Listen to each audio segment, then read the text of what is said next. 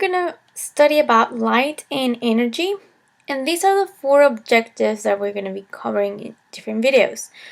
For the first 2 that we're going to be in this video, given a typical wave, you will be able to label all the parts of the wave, and given a problem, you will be able to solve for frequency or the wavelength. So these are the parts of the wave that you need to know. So the distance from the origin to the maximum distance it's going to go is the amplitude. And the highest point is going to be called the crest. And from crest to crest, this is what we're going to call the wavelength. So the wavelength is this distance, and the frequency is the number of waves that passes a given point per second. How frequent they go.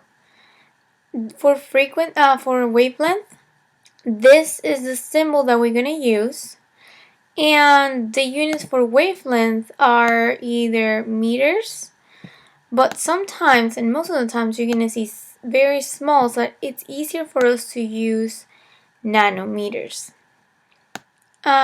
This is the symbol for frequency, and the units for frequency are waves per second or hertz. So this is the symbol per second, which is the same thing as 1 over second. It's the same thing in a different form. And another constant that we're going to use that never changes is the speed of light. So C, we know usually C is for the speed of light, which is 3.0 times 10 to the 8th meters per second.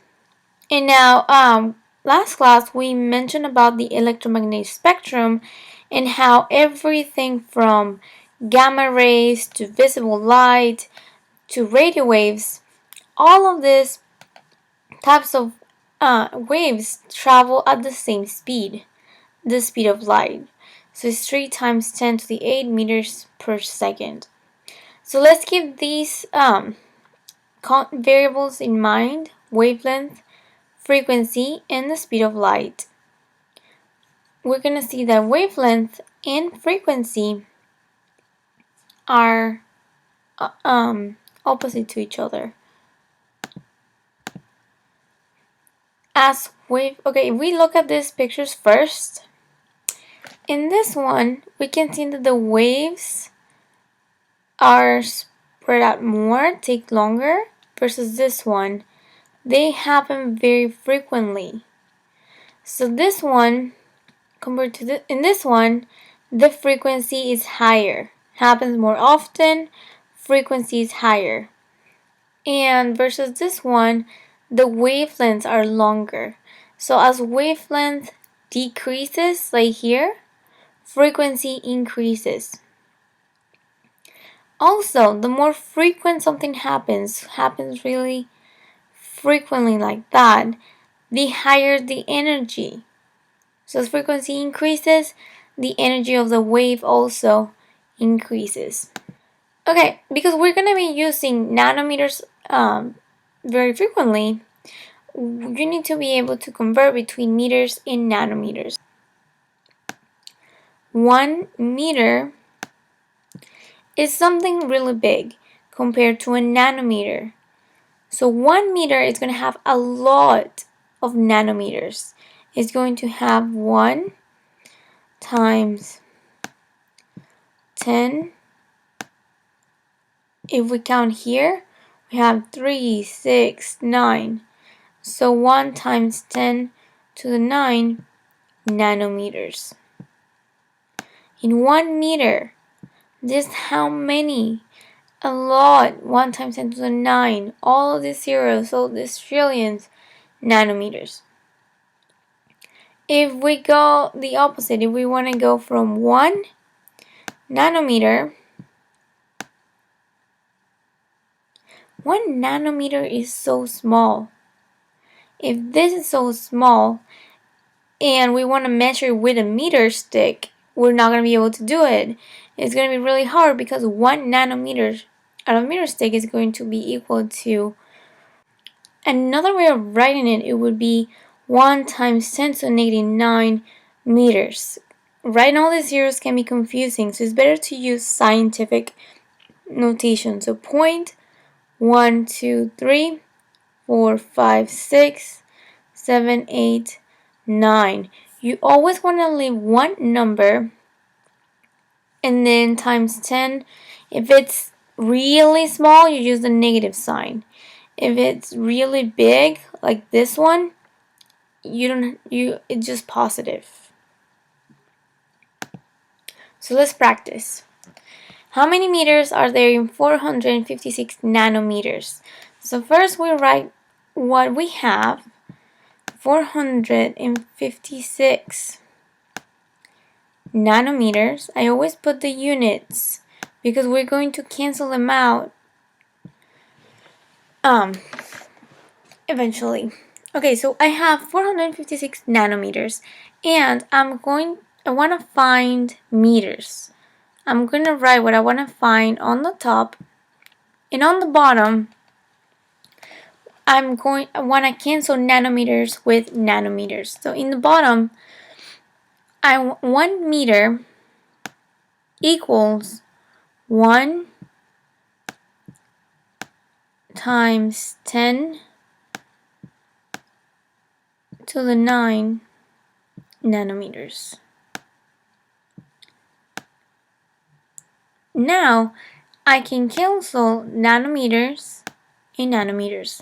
My answer should be in meters. This is what I'm looking for. So if I use my calculator, 456 over 1 times 10 to the 9, I should get. And if I go the opposite, how many nanometers are there in 9.67 times 10 to the negative 7 meters? If I do it this way, what I have is 9.67 times 10 to the negative 7 meters. Always write it so you can cancel it out. I'm looking for nanometers and I have meters. So here, 1 nanometer, if we go back here, 1 nanometer equals 1 times 10 to the negative 9 meter. So one trick that you can use, for not doing all of this is negative 7. If I move the decimal point 1 place to the right, it would be negative 8.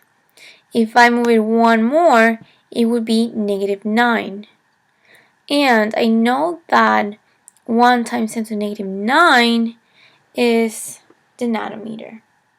So your answer should be right here. Okay, I'm going to show you 3 equations. This is the first one out of the 3. And this is just what we've been talking about. That wavelength and frequency are inverse to each other, and they're going to equal c, which is the speed of light. So c equals wavelength times frequency. Speed of light is never going to change. Frequency, the unit for frequency is per second or hertz. And for wavelengths is this symbol, and we're either going to use meters. And if you have nanometers, make sure that you convert them back to meters. Okay, so number 1, if the wavelength of light is known to be 550 nanometers, what's its frequency? Okay, so we have the given as, so this is going to be the same thing as 550 times 10 to the negative 9 meters. It's the same thing. Another given is the speed of light. That's never going to change. The unknown. What am I looking for? I'm looking for the frequency. And the equation that I'm going to use, the speed of light equals frequency times the wavelength. And I already know this is the wavelength. So giving the wavelength. Okay, so here's my equation. And I'm going to manipulate my equation according to what I'm looking for. So I'm looking for frequency. If I want to leave frequency by itself, I need to get rid of this wavelength. And I'm going to do the opposite. If they're multiplying, the opposite of multiplication is division. So what I do on one side of the equation, I do it on the other side. Now I cancel this out, and frequency equals the speed of light over the wavelength. And I know the speed of light is 3.00 times 10 to the 8 meters per second over my wavelength in meters. Meters over meters cancel each other. So I'm left with per second over second. And the answer that you should get is 5.5 times 10 to the 14 hertz, or 1 over second. It's the same thing. Now, why did I get 5.5? If we go back to significant figures, here we have 3.00. These zeros count. So here I have 3 significant figures. Here, 550, I don't have any decimal points, so I only have 2 significant figures. When we're multiplying or dividing, we use the one with the least amount of significant figures, which is 2. And here I only have 2 significant figures. Okay, next, if the frequency of light is known to be 9.45 times 10 to the 14 hertz, what is the wavelength in meters?